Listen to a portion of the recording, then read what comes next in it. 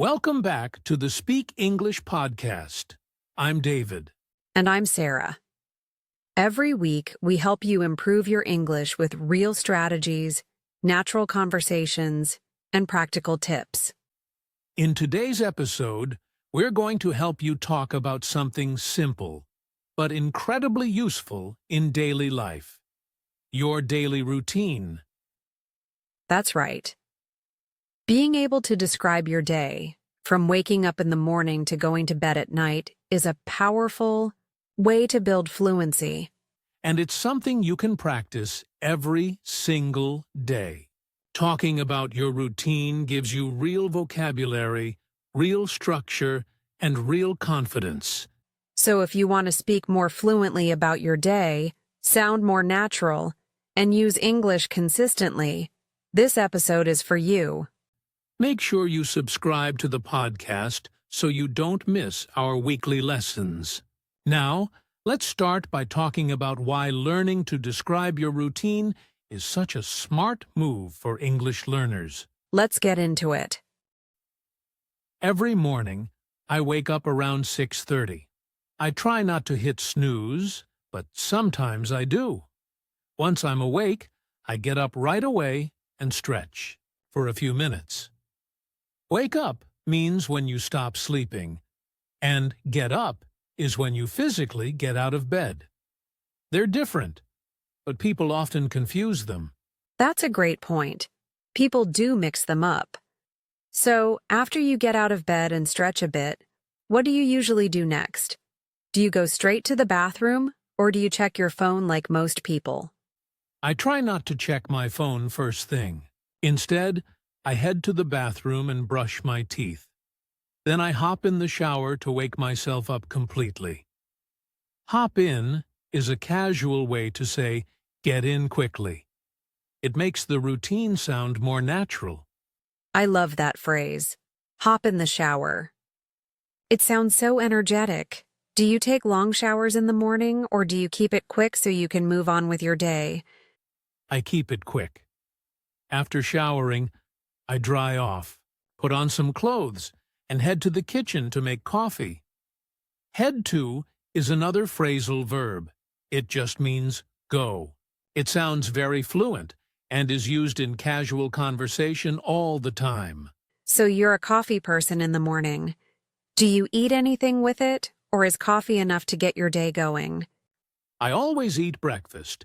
I usually whip up some eggs and toast. Whip up means to make something quickly, especially food.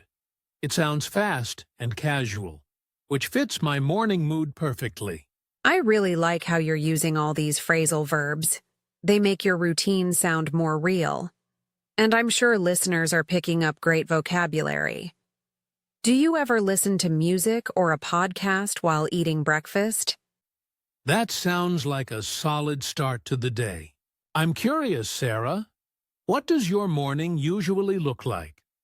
I know we all have different habits. Are you more of a relaxed, slow morning type? Or do you like to get things moving quickly once you're up? My mornings are usually pretty calm.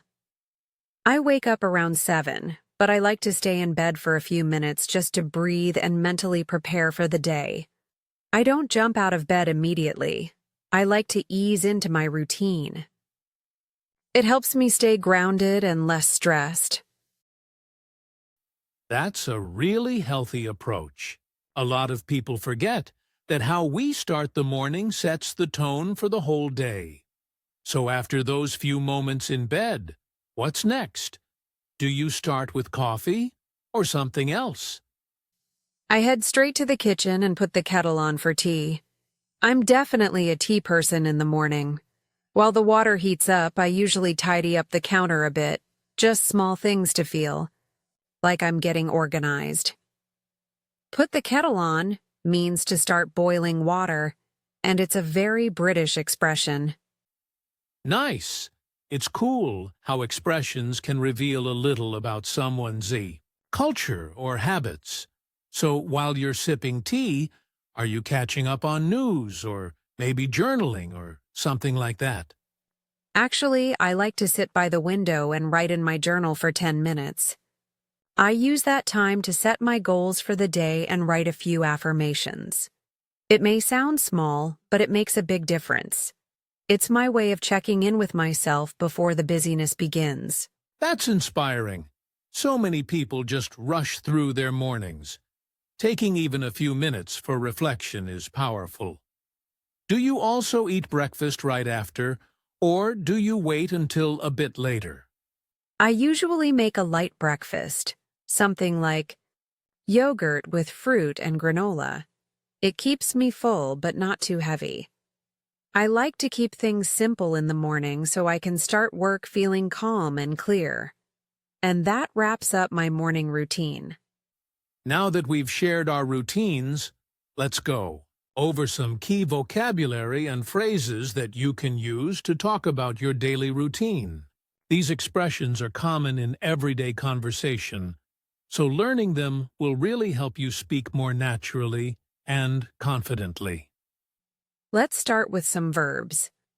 We often say things like wake up, and get ready.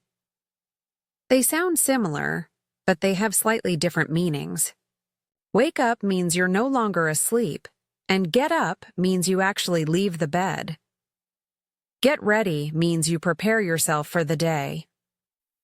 Exactly. And then we have phrases like grab a coffee or make breakfast. These are common actions in the morning. We also say head to work or leave the house. Notice we often use phrasal verbs like head to or leave for instead of formal alternatives. Another useful one is check my phone. Most people do this right after waking up. You can also say scroll through social media or catch up on messages. These are actions that reflect how we usually interact with our phones as part of our daily habits. For organizing your time, expressions like start the day, plan, my schedule, or stick to a routine are great.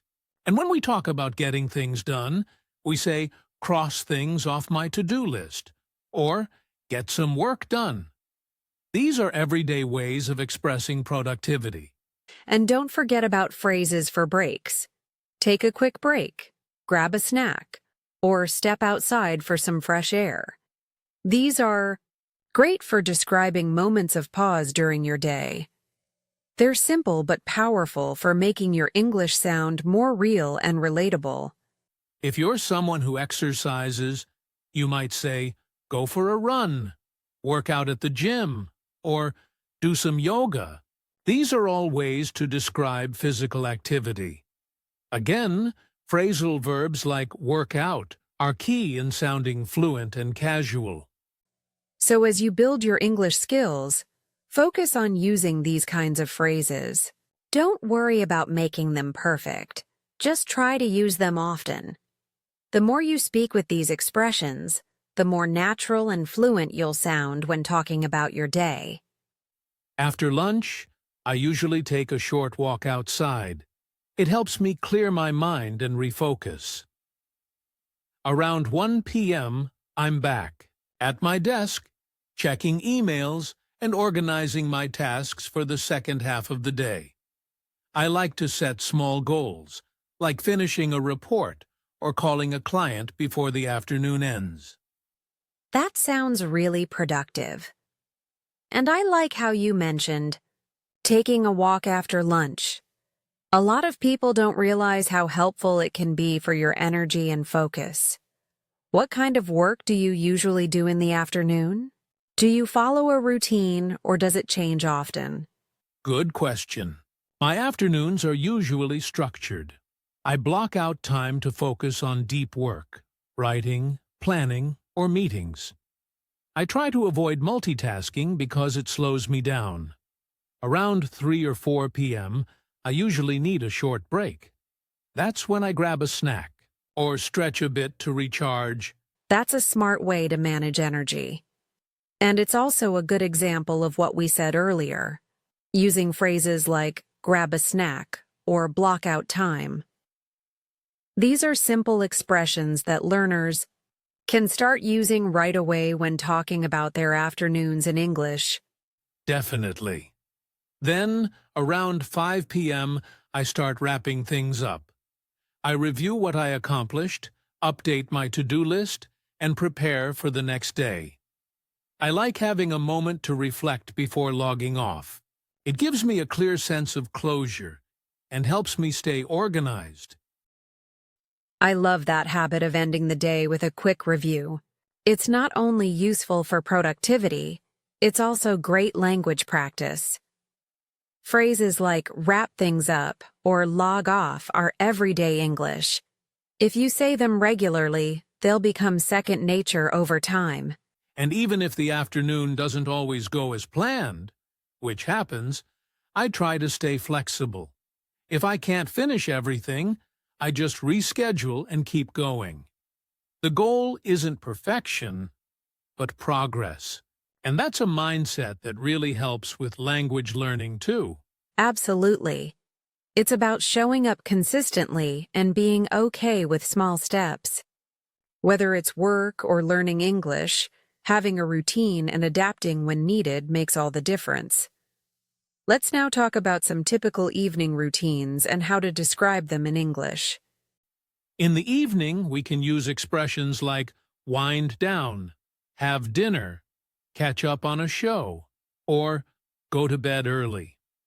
These are very natural phrases in English.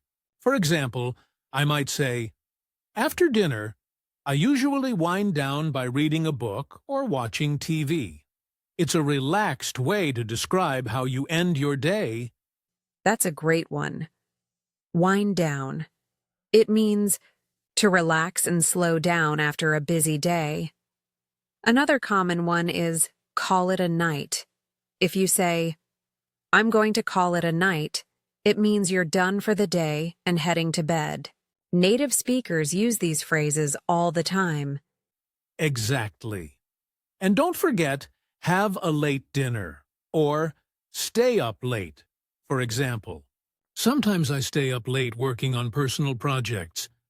These expressions are helpful when you're describing your evening habits, especially if your routine changes from day to day. And if you want to talk about relaxing, you could say things like kick back, chill out, or take it easy. For instance, on Friday nights, I just chill out and watch a movie. It's casual and sounds really fluent when you use it naturally in conversation.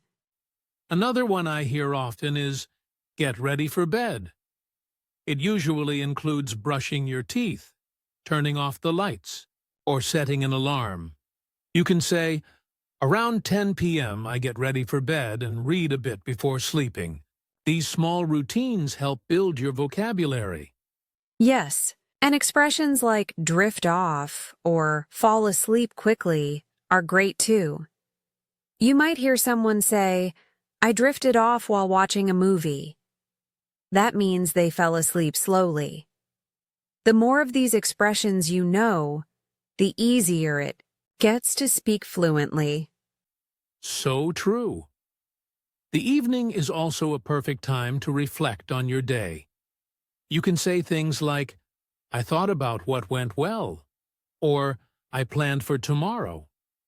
These are simple, real-life phrases that you can start using right away, even in your language practice. Right. And to make learning even more effective, try writing a short journal in English every night using these expressions. Talk about what you did, how you felt, and what your plans are. That's a powerful habit for building fluency.